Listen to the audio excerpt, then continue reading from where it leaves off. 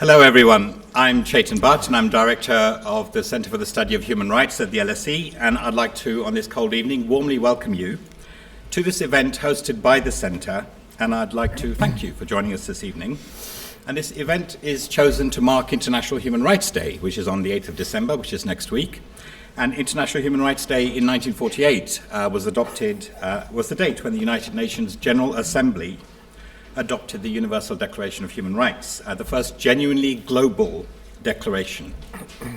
Now, this evening's talk is on the populist challenge to human rights and will be given by our distinguished speaker, Professor Philip Alston, who I can tell you has literally just come off a plane to be with us this evening, so I'm immensely grateful. Now, obviously, people are going to be thinking about the US presidential election, and everyone's talking about Donald Trump. We're taking the lead that he has given us. And his status as president-elect of the world's most powerful country has, to put it very mildly, alarmed the US and international human rights community, and indeed, so many people are saying, all decent folk everywhere. But he is only the latest example of an international phenomena which is regularly called populism or authoritarian populism or right-wing populism. And internationally, there's been a very clear pattern of the emergence of authoritarian figures in recent years in several formal democracies or semi-democracies. Aside from Trump, we can refer to Putin, Erdogan, Narendra Modi in India, Netanyahu, Farage, Le Pen, Orban, among many other figures. And these developments reflect a wider accommodation in democracies to new political styles that seem to be based on nativism, on illiberalism, xenophobia, misogyny, and an aversion to democratic accountability and the undermining of several independent democratic institutions, as well as elements of the rule of law. One consequence of the rise of popular authoritarian figures has been what's been called a systematic attack by several governments on domestic and international NGOs and their international donors, as illustrated by the introduction of punitive legislation in several countries, including Russia, Turkey, India, China, among others. To help us make sense of these developments, I'm honored to introduce to you Professor Philip Alston, who is John Norton Pomeroy Professor of Law and co-chair of New York University's Center for Human Rights and Global Justice. He received degrees from law and in economics in Australia and a doctorate from Berkeley. He has held numerous academic positions, including at the Fletcher School of Law and Diplomacy and at Harvard Law School. He was Professor of Law and Foundation Director at the Centre for International and Public Law at the Australian National University. He was Professor of International Law at the European University Institute in Florence, where he was also Head of Department and Co-Director of the Academy of European Law. He was co-founder of both the European Society of International Law and the Australian and New Zealand Societies of International Law. And he's worked as a consultant to the ILO, the UNDP, the Office of the UN High Commissioner on Human Rights, UNESCO, OECD, UNICEF, you get the picture, many other intergovernmental and non-governmental organizations. And other posts he's held include Chief of Staff to a Cabinet Minister in Australia in the Whitlam government in the mid-1970s.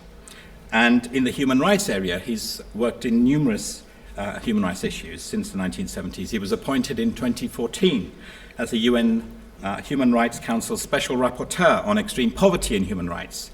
He was previously UN Special Rapporteur on extrajudicial summary or arbitrary executions, and he undertook fact-finding missions to numerous countries.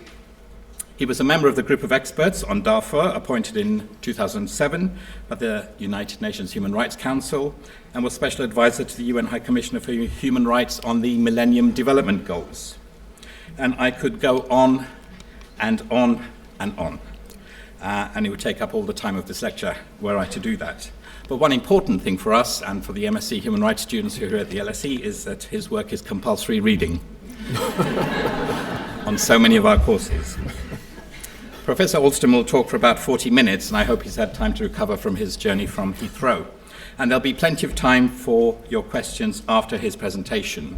And we need to finish this event by 8 p.m., and you're very welcome to a reception that will be held straight afterwards.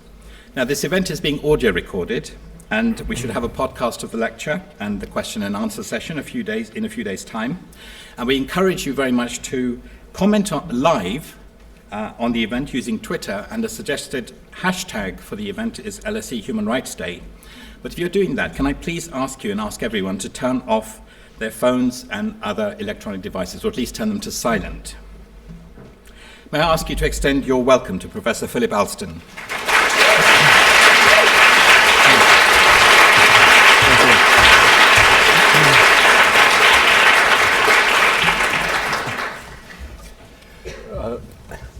Well, many thanks for that warm welcome. It's a great privilege to be here at LSE. I have never given a talk here, but have visited various friends and colleagues over the years. Just disappear for a moment.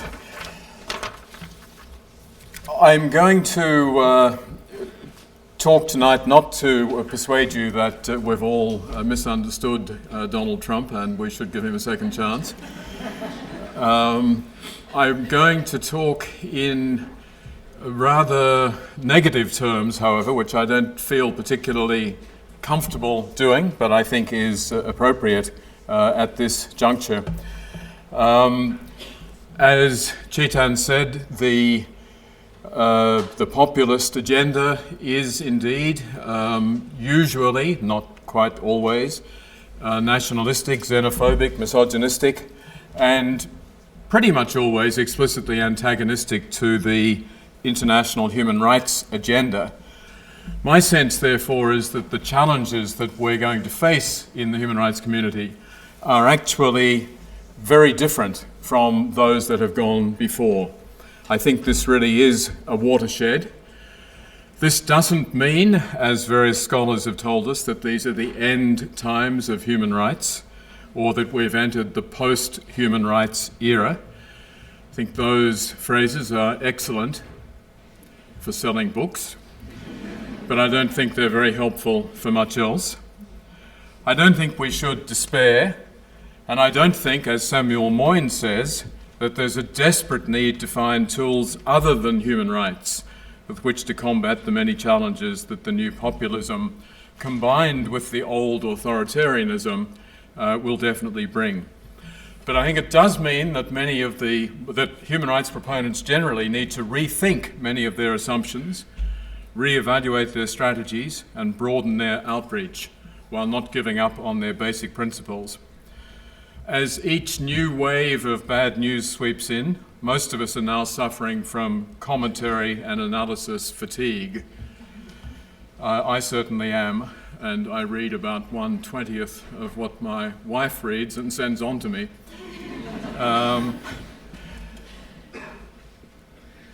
I haven't yet read about what Trump, Erdogan, and Duterte mean for the future of bananas, but I'm sure someone's working on that as well.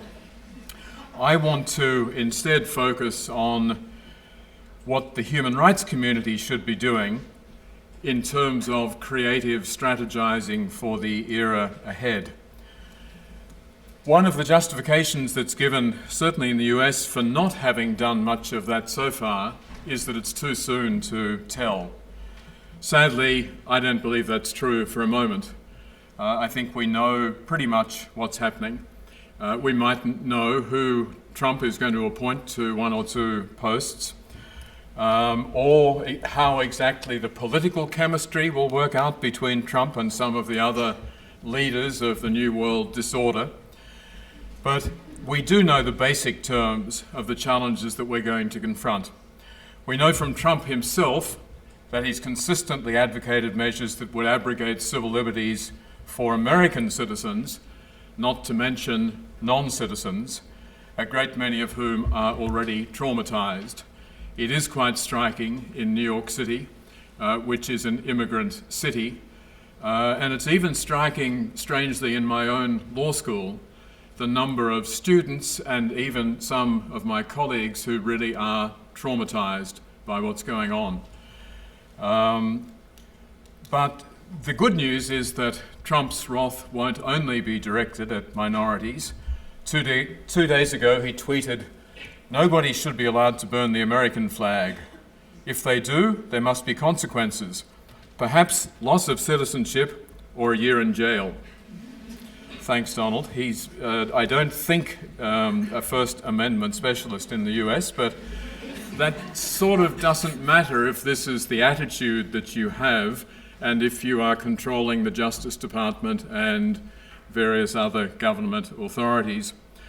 Every appointment that he's made so far is from the far right of the spectrum, often combined with a total lack of expertise in the relevant portfolio, and his nominees all stand for radical changes to existing policies. On the UN, his principal earlier comment was that we get nothing out of the United Nations. They don't respect us. They don't do what we want. Shame. We'll change that, sir. And yet we fund them disproportionately. Recall that the principal contributor to the budget of the Office of the High Commissioner for Human Rights is the United States. Some 12 to 13% of the voluntary funds that it depends very heavily on, 60% of its budget is voluntary, and the US pays 12% of that total. Interestingly, most of that money goes to the voluntary trust fund for the victims of torture. I think that US efforts will instead be directed elsewhere in relation to victims of torture rather than the trust fund in the years ahead. Assuming that Trump's policies on human rights are what we pretty much know they will be, the only other thing we need to know is that, and Chetan said this, is that an increasingly diverse array of governments have all expressed a desire to push back against key pillars of the international human rights regime. While it's certainly true that the nature and extent of the challenges differ greatly from one country to the next or one leader to the next, it also seems they've got much in common. And for the purpose of considering the implications for the international regime, I foresee with great confidence, I have to say, the emergence of a powerful and energetic coalition of the willing, to reprise an infamous phrase from the not-so-distant past. The coalition will consist of governments of many different stripes, but which are keen to challenge and dilute existing human rights standards, and especially to undermine existing institutional arrangements which threaten to constrain them in any way. There have always been coalitions of would-be wreckers. I've dealt with a lot of them over the years. But in the past, they've met with at least some pushback, whether from the United States, whether from other Western governments, or from Latin American governments. The prospect of effective pushback in the future, I think, is now evaporating before our eyes. We will soon know what sorts of coalitions from hell will emerge in the context of the UN Human Rights Council, the International Criminal Court, the Inter-American Human Rights System, and so on. Unpredictability is certain, and few targets will be off limits. In contrast to the past, the coalitions will be more diverse, less focused on particular issues, more willing to depart from established understandings and conventions, and less constrained by appeals to behave responsibly or in line with their legal obligations.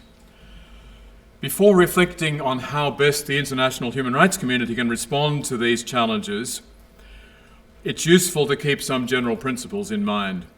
First, we do need to maintain perspective, despite the multitude of challenges. Defending human rights has never been a consensus project. It's always been the product of struggle. The modern human rights regime emerged out of the ashes of the deepest authoritarian dysfunction and the greatest conflagration the world had ever known. The human rights regime has duelled with and been shaped by, for better and worse, the eras of reluctant decolonization, the Cold War, neoliberalism, and now populism. Dejection and despair are pointless and self-defeating. It's assuredly not a lost cause, but we shouldn't be fooled into thinking that it's ever going to be a winning cause. It's an ongoing struggle. That's what human rights are all about. Second, this is the start of a long-term effort. It won't be over in 4 years. I suspect that Trump will be over in less than 4 years, but I won't go down that road. I don't need to read out the honour roll of triumphant populists, nor the list of those waiting in the wings. But there are many, and no continent is immune, unless we count Antarctica. But I think there are a lot of angry and alienated penguins down there as well. The main characteristic of the populist authoritarian era is disdain for a range of social conventions, a currency on which human rights has long been heavily dependent. We tend to assume, especially the international lawyers, that they are legal conventions in the formal sense that are important, but it's social conventions which we're seeing destroyed very quickly by Trump and his ilk. The assumptions that keep our societies together, that keep us from doing all sorts of things that are contrary to human rights. And the devaluation of that currency opens up immense horizons for the enemies of human rights. Third, I think the human rights movement needs to develop a spirit of introspection and openness. Historically, it hasn't responded well to criticism. As long as that criticism was only coming from governments which were seeking to defend themselves, or from despairing deconstructionist scholars, it wasn't difficult to continue with business as usual. Going forward, it'll be highly desirable for such efforts to reflect on the weaknesses of the past and the opportunities in the future. What are some of the key issues? Obviously, there are vastly too many for me to consider, and I want to just mention 4 before looking at some of the things that I think the human rights movement needs to start doing. The first is the threat to democracy, which is fundamental and underpins much of what else is going on. In the post-9/11 era, security concerns have been exploited to justify huge trade-offs, not just by governments, but in the public mind. Many of us, we have to acknowledge, have been convinced that there are trade-offs, that we should make them because that's the only way to be secure. The new era of internal threats, which have been exploding in recent years, is bringing with it a move to normalize states of emergency. No one really bats an eyelid as the French continue to expand a pretty draconian state of emergency. It's not for a moment to say that the threats that they have identified and the horrors they've been through are to be underestimated, but the extent of the state of emergency is stunning, and it's not really an issue for most people. There is a declining faith generally in democracy. A recent, or an article soon to be published, identifies 3 tests which should be applied in order to look at the robustness of democracy. First, the extent of public support. In other words, how important it is for people that the country remain democratic. Secondly, the openness of the public to a non-democratic government. In other words, would you countenance military rule if needs be, if things went really wrong? Would you countenance that in the UK? Would we countenance that in Australia? And third, the growth of anti-system parties and movements. And based on those criteria, these authors, Monk and Rower, argue that there is a radical diminution in the support for democracy in many of the established democracies. In other words, there is a growing openness to considering alternatives which might offer a happier future. The next threat to democracy, of course, is the role of civil society. There's a phrase that's now always used by human rights proponents, which is that that space is shrinking. They are misleading you. That space has closed in a great many countries. Civil society is being closed down, and pretty effectively. I was in Mauritania in May as a UN Special Rapporteur. You can set up an NGO in Mauritania, All you need is prior authorization from the Ministry of Interior, which takes a very, very long time to get for most NGOs. If you are a human rights group, you are going to have to operate as an unauthorized group, which means that you can be arrested and imprisoned at any moment. The one sector that is thriving is that of government NGOs. I had meetings in Geneva with groups of NGOs who came to meet me in Geneva. They seemed to be quite well off. They were able to fly over from Mauritania and spend a few days hanging around the Human Rights Council just to talk to me. And they assured me that I had utterly misunderstood all that was going on in the country, and that in fact the government was totally dedicated to promoting respect for human rights and the best chance that we have. This was the NGO sector. A month or so after my visit, and after I'd met with some of the activists concerned, 13 of the leading activists of the most controversial NGO, the one fighting against the remnants of slavery, were arrested on charges that are said, and I consider this to be accurate, to have been trumped up. Charges of participating in a demonstration which they claim they were not present at, which turned violent, and they were sentenced for their troubles to terms of between 3 and 15 years in prison. So much for civil society. I was in China in August. Arranging a visit to China was interesting, if I can put it that way. I got the names of a great many scholars, people who were active in human rights, and so on. I either phoned them or sent them messages. And almost every one of them, I guess they're a very loyal people. They were all going out to the countryside to spend time with their mother during the time that I was there. All of them. In other words, the message had been sent loud and clear by the authorities that none of these people were to speak to a UN special rapporteur. Those who tried, some of them were arrested. Some of them were subsequently harassed very significantly after my visit, immediately after meeting with me. The government has adopted a law on foreign NGOs.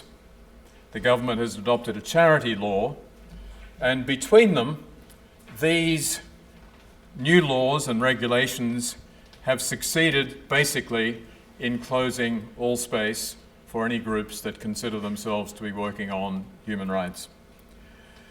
Egypt, yesterday, you may have seen, passed a law limiting NGO activity to social and development work and banning all NGOs from cooperating in any way with any international body without governmental approval.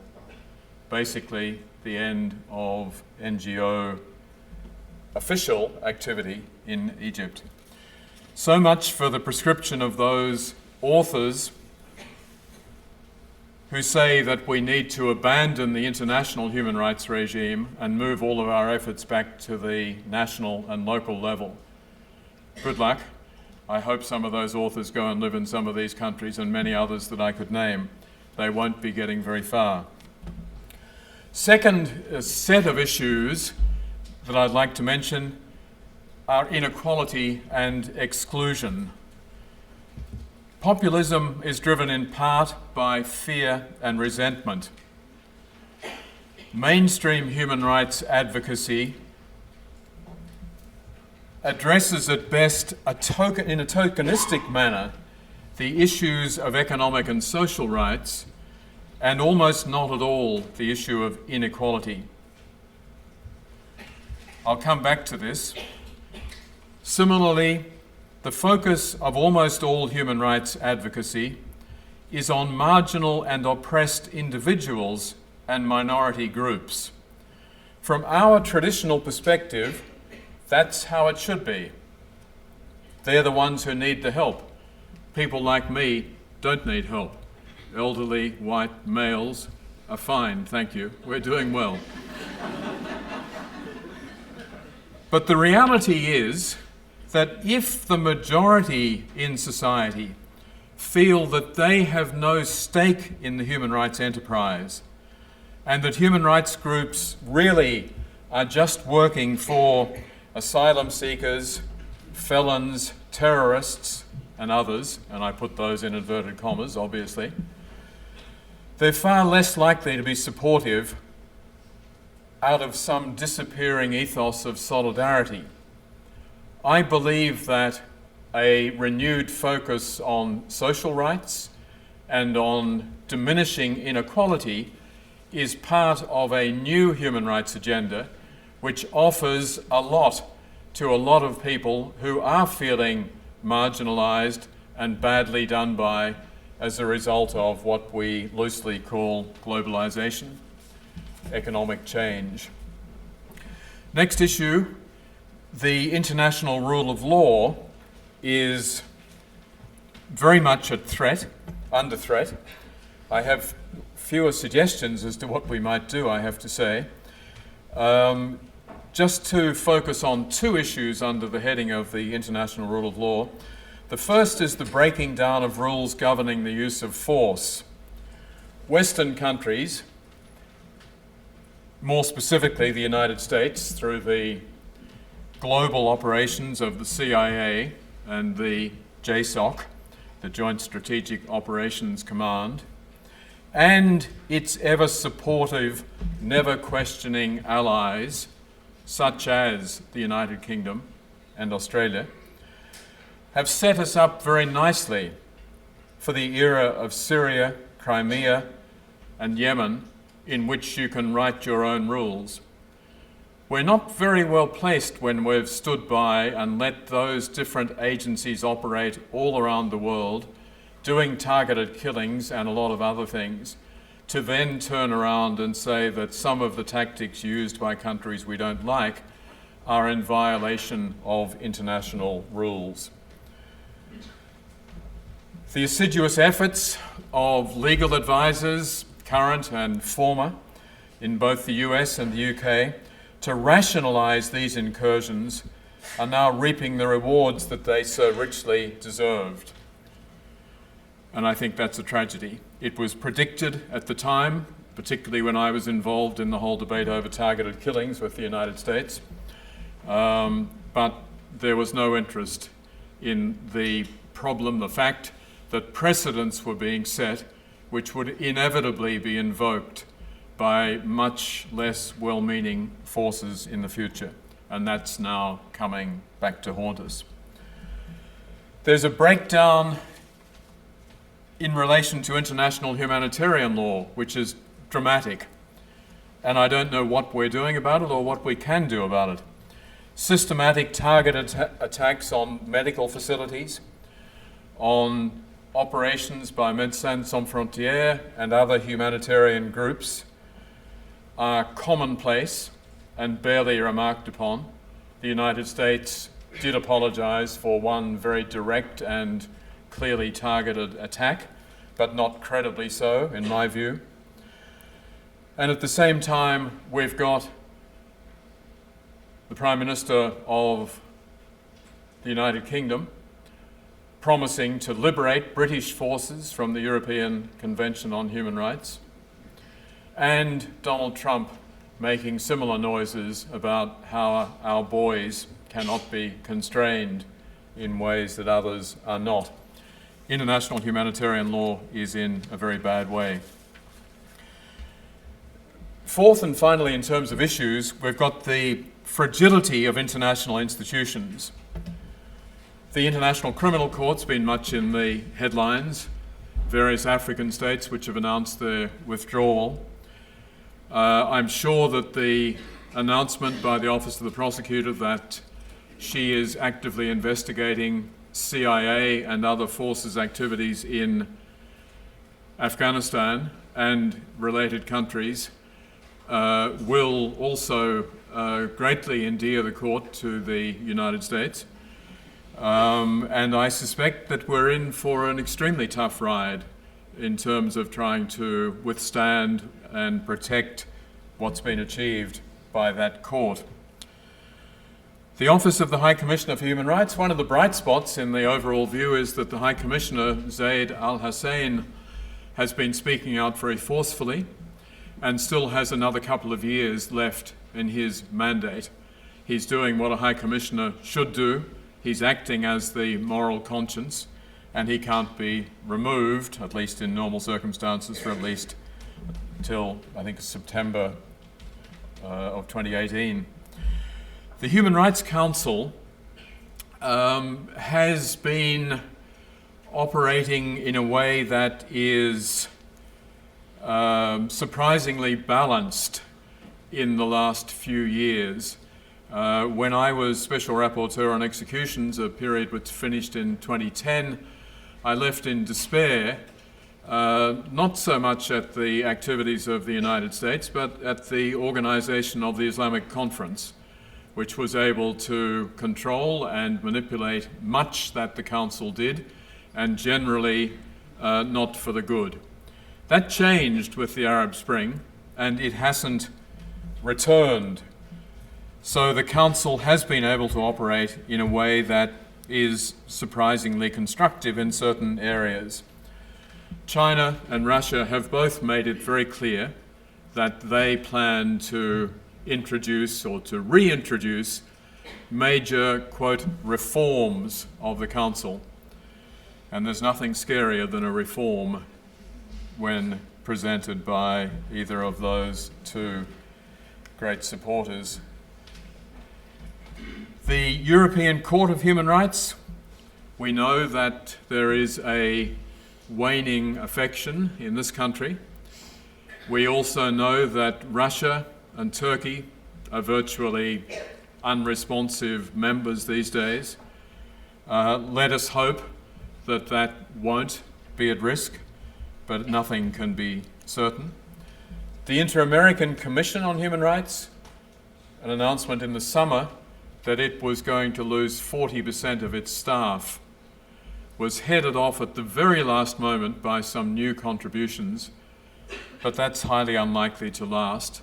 And again, the United States plays an outsized role in that area. And finally, in institutional terms, the slashing of development assistance budgets, which is an ongoing process which will certainly be accelerated. If you are nationalistic and xenophobic, you're not going to be sending a lot of money to anyone other than your authoritarian cronies. Much of development assistance has gone to support human rights institutions in different places, and that will all soon be under threat.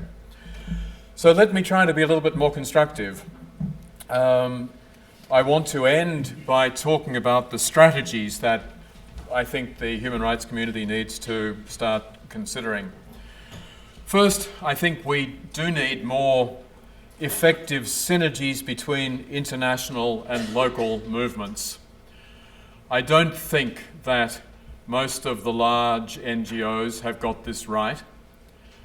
I don't think that Human Rights Watch, for all its efforts to establish offices in country and so on, is working as well as it might to strengthen, to build up local human rights capacity. I don't think most other international NGOs, despite their very good faith, are doing that either. And there will come a time when we need much more to rely alternately, if not international, local, if not local, internationally, and both sides need to be strengthened. I don't think nearly enough is being done. I've talked about the economic and social rights agenda. I could go on about that for a very long time, but I will try not to. Just to say that I submitted a report to the Human Rights Council in June of this year, which argued, I think, in terms that are very difficult to rebut, but I would think that very few NGOs that consider themselves to be working on human rights actually do anything much on economic and social rights. The question is that a problem?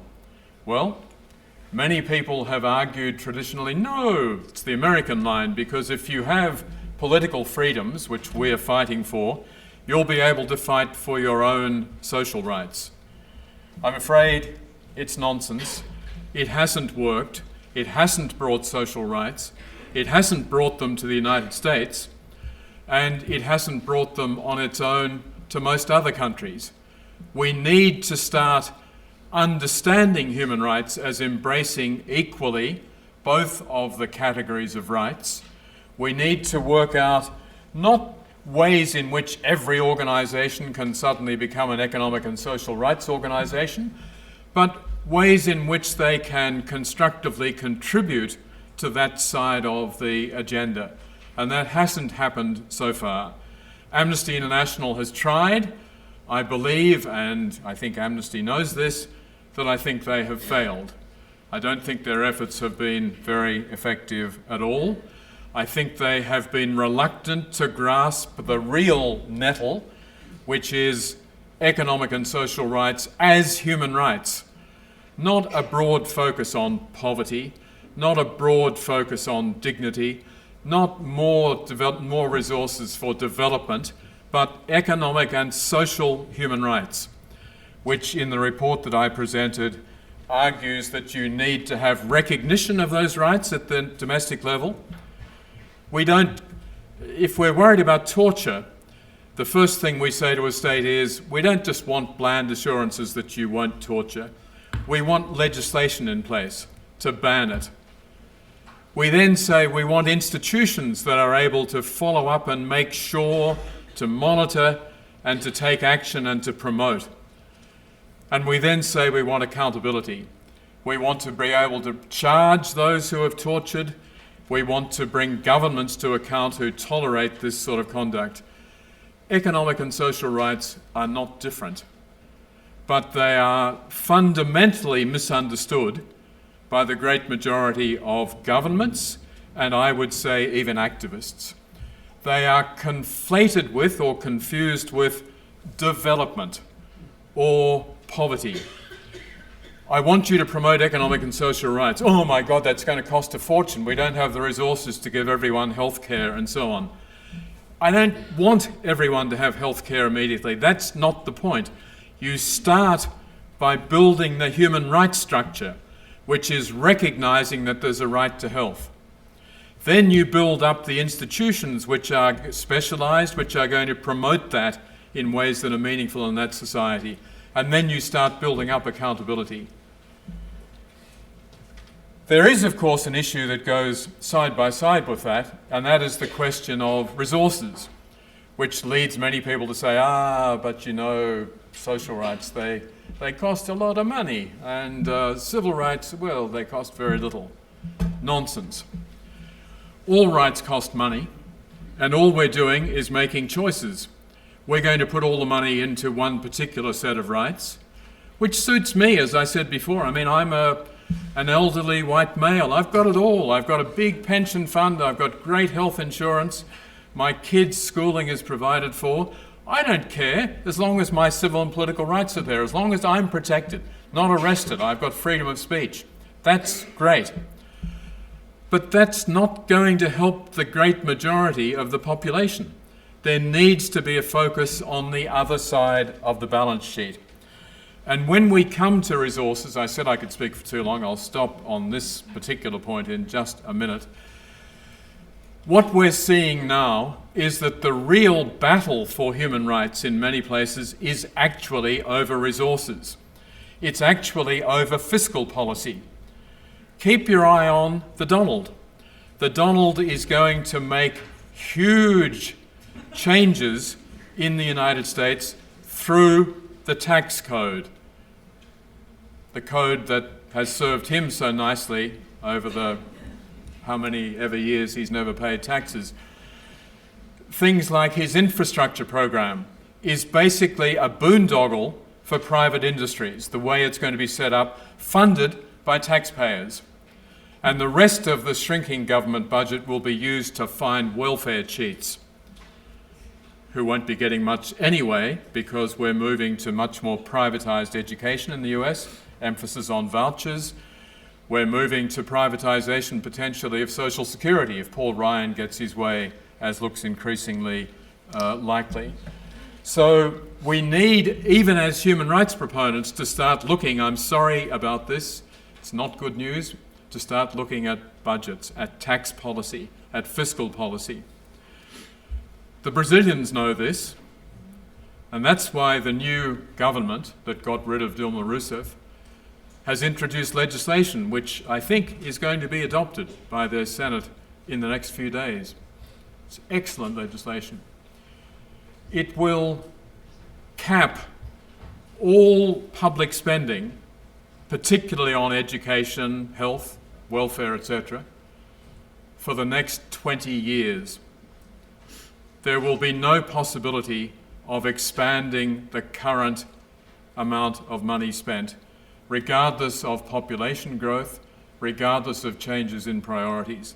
That government is moving to lock in an anti-social rights policy which will not be able to be changed constitutionally because you won't have this particular constellation in the parliamentary setup again. 20 years of no additional expenditures. What are we doing about that? Nothing.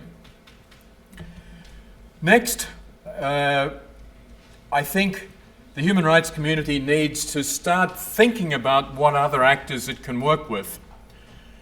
I mentioned business, and I have to say that I'm as skeptical as many others about the likelihood that businesses are going to ever start acting as great proponents of human rights.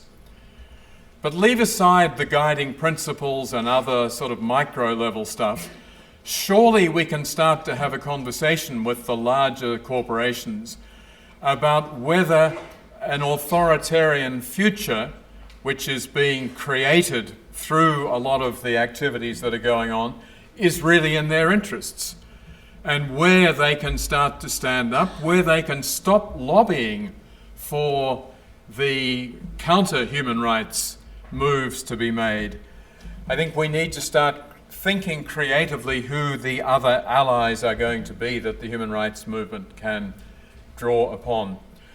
Next, we need to return to greater persuasion rather than simply enunciating our principles as though they were self-evident.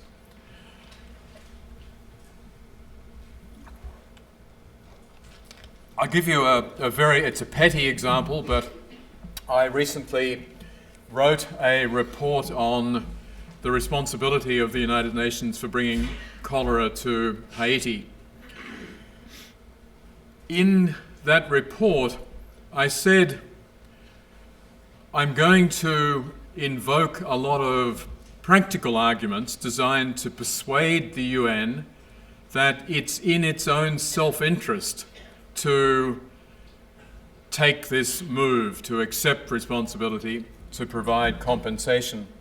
I don't believe that simply stating to international organizations or to states that they have human rights obligations is actually going to get you very far in most cases. Someone for whom I have the greatest respect, a very strong human rights defender, saw a draft and wrote back saying, Philip, you've got to take that out. That's really not appropriate. Our business is to state principles, and we shouldn't have to persuade people on the basis of other arguments. I think it's nonsense. I think we need to be much more instrumentalist. I think we need to start thinking why the other side is not doing things. I'm not talking about silly issues like torture. Why is it that the poor people want to torture? Perhaps we can get inside their psyche and persuade them more. But a great many human rights issues are quite complex. And if we're trying to persuade others, very much in a way that I have sometimes found problematic, but generally it works, where you get an organization like the World Bank, which will tell you that it doesn't really care about women's rights. Who cares about women's rights? But hang on. women are productive assets. And because women are productive assets, we should be investing in them and their capabilities. Not my preferred way to go by any means, but it's not a bad secondary argument to use to governments. And I think there are many cases in which human rights proponents don't take enough time to outline all of the other arguments that might be more persuasive at the end of the day. I think we need to take a step back from some of the absolutism that sometimes manifests itself, uncompromising, the fear that if we make any concessions along the way, we are selling out on the basics of human rights. I know there are a number of close friends of Pepe Zalaket here tonight. Pepe's most significant former head of Amnesty's International Executive Committee, I guess, and a very distinguished human rights defender, member of the Chilean Human Rights Commission, wrote a very influential article, not apologising for a moment for the choice that his commission made in giving priority to truth over justice. Basically saying, look, it's irresponsible to hold out for everything if you're not going to get it and you're going to jeopardise what can be got. So my commission, he said, went for truth. And we had the confidence that over time, by putting the truth on the record, the other side of the agenda could ultimately be addressed. And so it's come to pass. I think we need to learn from that in the human rights community. I'll give a controversial example, which I've never said before, and I may well be attacked. That's good. Happy to get into a fight. The threat to the International Criminal Court, I think, as I've said before, is pretty grave. I think there is a very big and strong movement. I think it's led by Africans. And the key issue there, at least the key issue that's been put on the table, and I think it genuinely is if not the key issue, is the immunity of heads of state. That's what most of these countries allege they are going to leave the ICC for, that it is unacceptable that a sitting head of state can be charged and required to go to The Hague. Now, this is one of the great achievements of the Rome Statute, that no one is immune. Everyone is subject to the jurisdiction, even a sitting head of state. And who more deserving than a president who's in office and who's undertaking such criminal acts? But let's step back for a moment. The enterprise of the International Criminal Court is extraordinarily important in historical and other terms. Sitting heads of state are not able to be prosecuted in a great many countries. We know the situation in France. Not possible. You've got to wait until the President of France has stepped down. There are many other such cases. Should the coalition of supporters of the ICC not contemplate making that concession? This is not to change the statute. This is to say that we would be open to deferrals by the Security Council on a year-by-year basis if a sitting head of state is impugned in an investigation. What I'm arguing is that in an era where human rights is, I think, dramatically under threat, and I've never spoken in these terms before, I think we need to start thinking more creatively. We need to start thinking what it is that might take some of the wind out of the sails. And I don't believe that, as Pepe Zalaket would have said, I don't believe this means a surrender. I don't believe we cannot give up fundamental principles, but there are strategies for getting there and achieving them, and it might not be all or nothing. Finally, almost finally, I'm saying that to try to make Chetan feel better. Fine. I think what we need to do as people interested in human rights is to think what our own role is. I really think this is central. I think all of us can do things for human rights. In my travels around the world, one of the most, I suppose, entertaining little plays that has come out almost consistently in countries that I've been to, at about halfway through my presence in a country, someone will say in a government meeting, "Who invited this bastard?" And the answer is sort of fascinating because it's never the Minister of Foreign Affairs, it's never the presidency or whatever, and usually you sort of look around the room and finally, it's her, the Minister for Health. What the hell? She's got no authority in the government. How did that happen? And she just casually thought, well, it might be helpful if we get a UN Special Rapporteur to visit. That happened to be in the Philippines, I remember vividly, although they knew exactly how I'd been invited, but nonetheless, who actually surrendered and issued the invitation. And I think the simple point I'm trying to make is that all of us are in a position to make a difference if we want to, not to be despondent, but to work out what we can do. It can also be very minor and mercenary.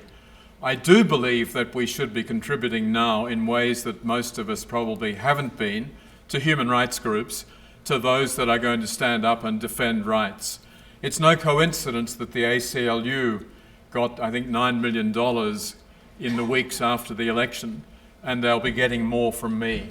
It's absolutely essential for us to strengthen, when we can, the frontline organisations that are going to be trying to stand up to the new populism. Finally, I turn to scholars, and again, this is a controversial statement. I want to say that as teachers, as authors, we actually have obligations to our students and our readers.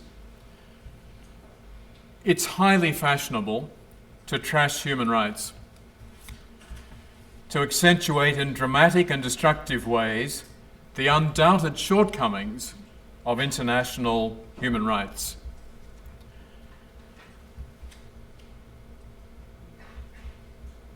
I never cease to be amazed at the number of law schools that I visit where students are essentially disillusioned because they've been taught that this is all an illusion, that it's not something that they really should be putting their time into. At NYU, one of the world's leading international legal scholars gave a talk at one stage, and it was all about why human rights is not serious, why there is no such thing as a meta-norm and therefore there couldn't be rights, that there could be no way of proving or justifying any particular rights, that these are all totally contingent on subjectivity, etc., etc. And when a student stood up and said, "Professor, this is quite distressing to me because I wanted to make a career in the field of human rights," the response of the professor was, "Look, I'm really sorry. All I can do is lead you to the abyss and tell you that it's there. There isn't, as far as I know, a way of jumping over it. You've got to work out from there where to go." I don't underestimate the extent to which the best of critical scholarship in this field has taught us a lot.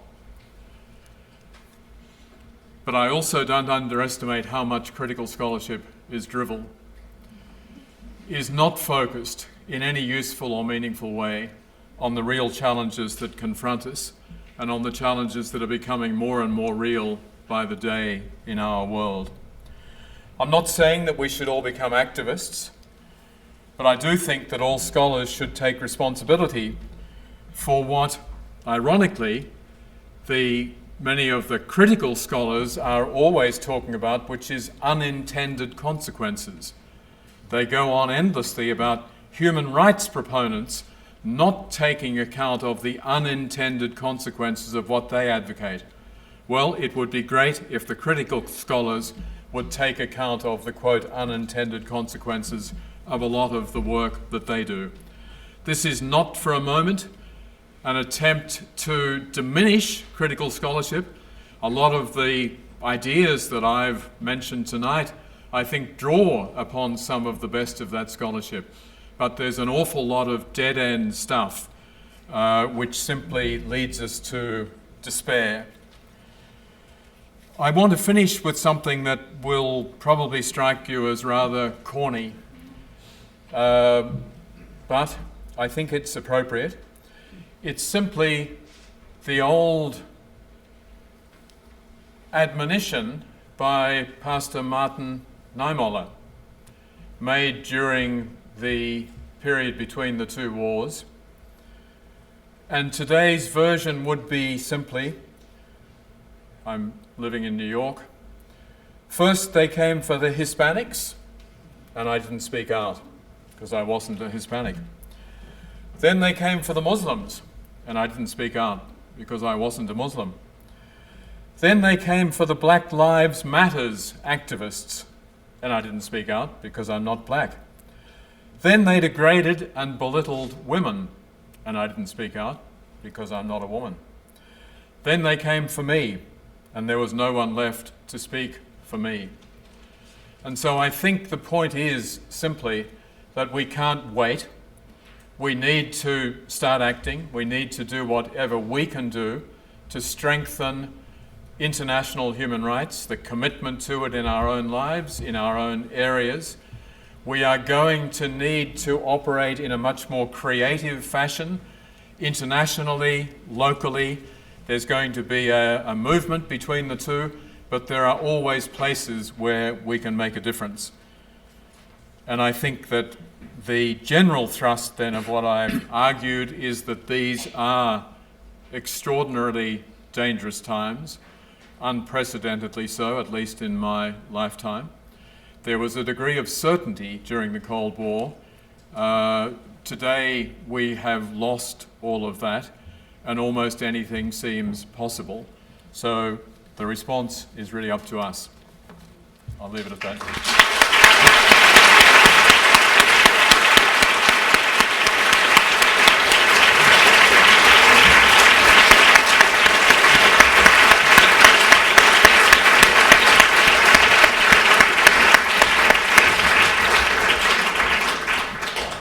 Thank you, Philip. Thank you very much indeed for a very inspiring and enlightening lecture. And there's a lot to think about there for academics and human rights activists. Now, we have some time for questions, and I know many people will have questions. There are a lot of issues that have been raised there. So I'll take questions in groups of 3. And also you'll see our wonderful stewards in the red shirts coming round, roving with their microphones to those who I indicate who've raised their hands. So please wait until they're with you and hold a mic right in front of your face so that everyone can hear your question. And I know this can cause a short delay, but please be patient. And also, when you ask your question, can I ask you to give your name and your institutional affiliation? And please, I know all of us have a lot to say or rant about Donald Trump, but please can I ask that you don't make speeches and stick to short questions. I want to try and get as many questions as I can in the time that we have. And a good rule of thumb is that your question should be much shorter in the length of time it takes to say it than the answer that you expect. Yeah. Okay, so who'd like to? Okay, just that person just behind you. Thank you. Thank you for this. Very interesting. However, I wonder whether we need to problematize the term populist, because you can construe the term populist in different ways.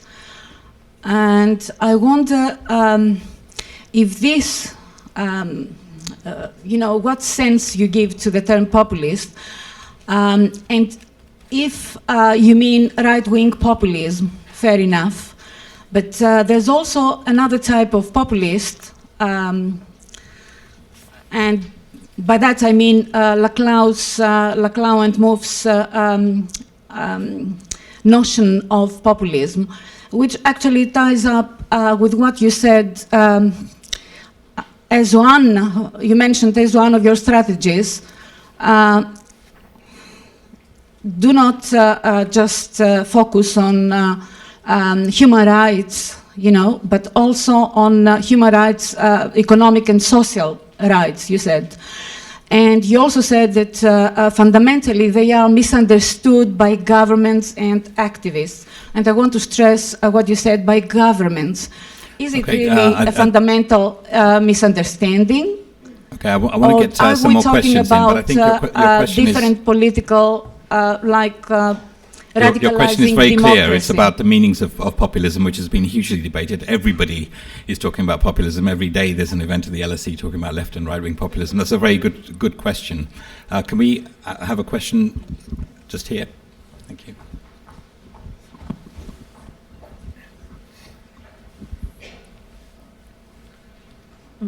Thank you for your talk. You mentioned briefly about resources being the next battle for humans around the world. And I wanted to hear your opinion on whether the climate change conversation could also be redefined as a human rights issue, especially regarding populations in small island nations. Thank you. Thank you. Hi. You said that you think that we need to start looking at fiscal policy. I wonder what you meant by that and how you think that we can achieve that goal. Okay, and can I just take one more question from this question at the front? Just here. Cheers.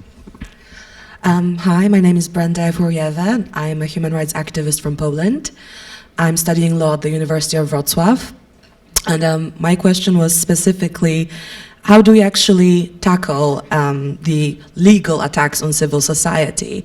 For example, as you may or may not know, in Poland, the government is very effectively pushing through a bill which will make certain demonstrations illegal, giving the government a right to have priority over who should demonstrate on a certain day. If, for example, I was the organizer of a pride march in my hometown, if the government decided on that day they wanted to have a counter demonstration, it would be illegal for me to then demonstrate. So how do we fight the legal challenges to a civil society and also problems with funding, which is threatened to be cut? Thank you. Thank you very much. That's 4 excellent questions. Would you like to? We'll take some more questions. No. No. Is this working? Yeah. Yeah. I agree that there are a great many definitions of populism, and I think it's probably not very productive. I've actually got a few down here in my notes because I had thought maybe I'd talk about that. Then I sort of followed your line, which is that there's been so much written about it that I'm not going to add anything to it. I think we can assume that there's nominally a belief in the wisdom of the common person, but there's the great irony, of course, of Trump appointing every billionaire in sight to look after the interests of the common person who have been screwed by NAFTA and various other things. So obviously a populist government is not necessarily going to be looking after the interests of the people, as it claims to be. Climate change as a human rights issue, I would earn the lifetime wrath of Mary Robinson if I were to be in the least bit skeptical about that claim. One of the things that I am starting to think, and this is heresy for me because I've been a narrow-minded human rights person for most of my career, is that we are actually going to have to take human rights to other agenda areas in order to pursue them. So a good example of that, I keep being asked in my capacity as Special Rapporteur on extreme poverty, what do I think of the Sustainable Development Goals that the UN spent years and vast amounts of time and money adopting? And the honest answer, which I don't give very often, is not a lot.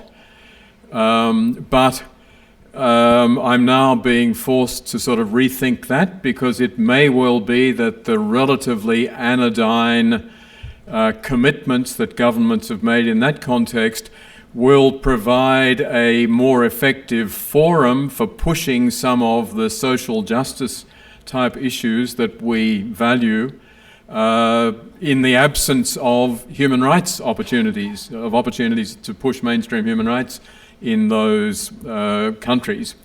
So yeah, I mean, I'm happy to emphasize that climate change, which is unaddressed by those who are responsible, by those who could be addressing it. I won't, of course, say anything here about the Australian government. Well, there's nothing to be said other than that they're contributing to climate change as much as they can. So I think that that does contribute very much to violating the rights of a lot of people. Human rights and fiscal policy, the area that is most interesting for me will strike many of you as rather specialised. There is a move at the international level to promote what's called a social protection floor, to have every government, every country, commit to providing this social protection floor. And the best definition of it, I won't go into details, is provided by the International Labour Organization in some exotic instrument called Recommendation 202. But the work that they've been doing seeks very explicitly to address the fiscal concern, because people will automatically say, what? Social protection floor? But I'm from, and then you can put in, Botswana, Bangladesh, whatever country, and that's completely beyond our resource capacities. And what the ILO and its many supporters have been doing is to explore precisely how fiscal space could be created in every single country if people wanted to do it. I remember going to Guatemala fairly dramatically a few years ago and discovering that the government would say to me, oh, we can't afford this, we can't afford that. And what I discovered was that they were telling the truth. They couldn't afford it, because they made sure that the total fiscal take, the tax take, was about 10% of GDP, which meant they had no money. But they made sure they had no money. The elites in the Congress wouldn't raise taxes, wouldn't ensure that any of them paid taxes, and so, yeah, they didn't have money. But like me, the old white man, they didn't have to worry. They had their own security forces, they had their own schools, they had their own everything. They didn't need the government to have money. And so what we're going to see, I think, in the years ahead is a much greater concerted attack on the role of the state in terms of protecting basic social values, the accelerated privatization under the new regimes, because that's the easiest way to slip money to your colleagues, is to privatize. And it sets them up for decades in advance and ensures that public services are going to be greatly reduced for decades in advance. Finally, legal tax on civil society. I don't know what to say, I have to admit. One reads, I think, excellent work coming out of the Venice Commission on Poland. One reads about the pusillanimity of the European Commission that doesn't want to push in relation to Article 7 and Hungary, or eventually Poland. One reads about the cat and mouse game that President Kaczynski and President Orbán are playing, where they're convinced that there will be no consequences. I guess we have to conclude that that is deeply problematic, and we can't simply abandon an attachment to the rule of law, which is being systematically undermined in quite a few countries by precisely the sort of moves that you describe. Okay. Thanks, Philip. There's a person just waiting there.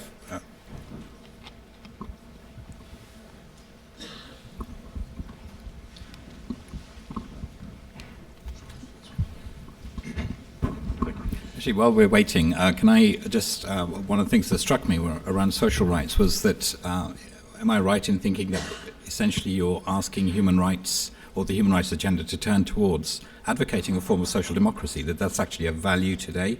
And is that something that we should be thinking about, you know, in the broader sense, in opposition to neoliberalism? Is social democracy with social and economic rights the best we can offer? So I'll add that into the mix. Michael Willer-Tucken from the Bingham Centre for the Rule of Law, and my question is in two parts, if that's allowed, Chair. The first part is about the public. How can we as human rights activists ensure that the public are sufficiently educated about human rights and constitutional issues to hold their governments to account? And then the other part is the converse of that question.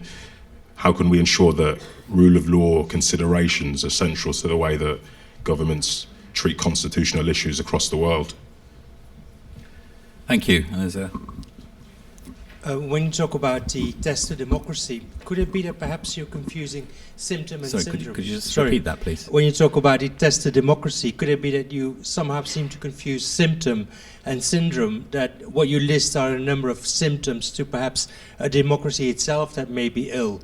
For instance, the UK with the proportion or the lack of proportional representation, the House of Lords, that maybe democracy itself is ill at its core and needs to be resolved.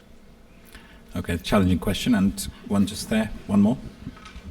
I'm a MSc Human Rights student here.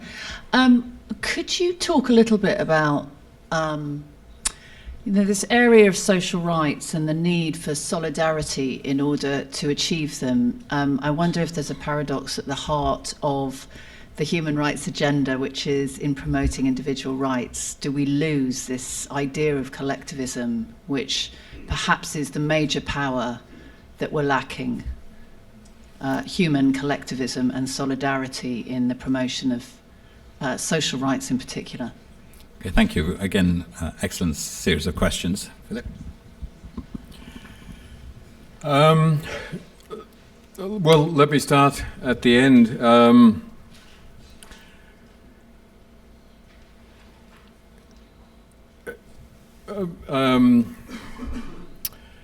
Michael Ignatieff, in his work on the politics of human rights, reached the conclusion, he didn't trash solidarity, but he argued that the only thing that really motivates decent behavior is fear, and that if we fear that something is going to happen to us or our loved ones, then we will value it and we will act. And I think his argument was that solidarity isn't actually going to get us very far. And I'm sure he would look at the anti-immigrant movements in a great many countries and say that this is a manifestation of that we don't give a damn about these outsiders. We don't want to treat them as being human in any meaningful sense, given their situation. And so I suppose the question is whether the agenda that I'm talking about is best presented as a form of social solidarity, or trying to respond to the fears of those who really fear that they're being left behind by the emerging economic order. I guess the answer is one has to try both tracks, but I'm not sure that I would then just endorse a solidarity approach as the only one, or necessarily even the best one. I'm not sure what to say about democracy being rotten at the core. I mean, one of the things that is striking about living in the United States, I was living in the US at the time of the Cold War, at the time of the fall of the Berlin Wall. And I was contacted at one stage by representatives of the American Bar Association. "Oh, Professor Alston, we would love you to be going and doing rule of law training in some of these countries of Eastern and Central Europe." "Oh, really? Why me? I mean, I'm not American and I don't really work on a lot of the issues that you think are important. What is there that I could add? Would it be social rights, because I've done a lot of work in that?" No, that's not what we mean, Professor. No, that's communism. We've moved past that. The important thing is that these people have to understand that a model of democracy essentially would have a very powerful Supreme Court, ideally, say, 2 houses of what we might call Congress, and an executive president. And of course, that model was promoted and deeply believed in by Americans for many years, and yet the longer one lives in the United States, the more one becomes utterly disillusioned with a completely dysfunctional form of democracy in so many ways. And you talk about the rigging of the House of Lords or whatever, if that's what it is. I know too little about the House of Lords composition. But the rigging of electoral boundaries in the United States is legendary. It's what it's all about. But the Supreme Court doesn't want to touch that, doesn't consider it to be a problem. I don't know what we can do. I think one needs to just continue to draw attention to it. I think trying to get back to human rights principles and so on. Human rights principles, of course, would never be acknowledged in the US, because we Americans don't need international human rights. We have a perfect system of our own. Let's start trying to rethink that. Let's see if there might actually be some relevance in the United States of those basic principles. And the first question about, I'm not sure, the education of human rights activists and how we make rule of law considerations central to what governments do. It's more about the education of the public. What could human rights activists do? Right. Well, I guess, I mean, this won't be a very good answer to your question. I have often found human rights education to be ridiculous. And I've had to sit through quite a lot of it. You go to some village, which will conjure up somewhere, probably not in Surrey or wherever, and someone gets up and says, "I'm going to tell you about the Convention on the Elimination of All Forms of Discrimination Against Women. Article 1 of that convention." And it's as though that is going to be in any way meaningful. I think Sally Merry, a colleague of mine at NYU, has written a lot about this, about the need for vernacularization, the need to translate. I don't think simply taking a human rights document and saying, "Well, here, you idiot, this is it, read, and you'll understand." It's discussion, it's relating it to their experience. That's what human rights education should really be all about. But I think there's all too little of that done. Okay, thank you, Philip. I think we've run out of time for questions, but you can talk to Philip outside. Before we leave, can I just remind you about some other important centre events? The theme of populism is going to be central to all of them in different ways, I would guess, for the foreseeable future. Next term, Kenneth Roth, Director of Human Rights Watch, will be coming to speak. Nick Lowles of Hope Not Hate will be running a workshop. Professor Susan Buck-Moores, Professor of Political Science at CUNY Graduate Centre, and Radhika Balakrishnan, Professor of Gender Studies and Women's Rights, will be at Rutgers. Will all be coming. And if you'd like to know more about the centre events, please sign up online or follow us on Twitter at LSE Human Rights. Can I thank Philip for coming to speak to us this evening?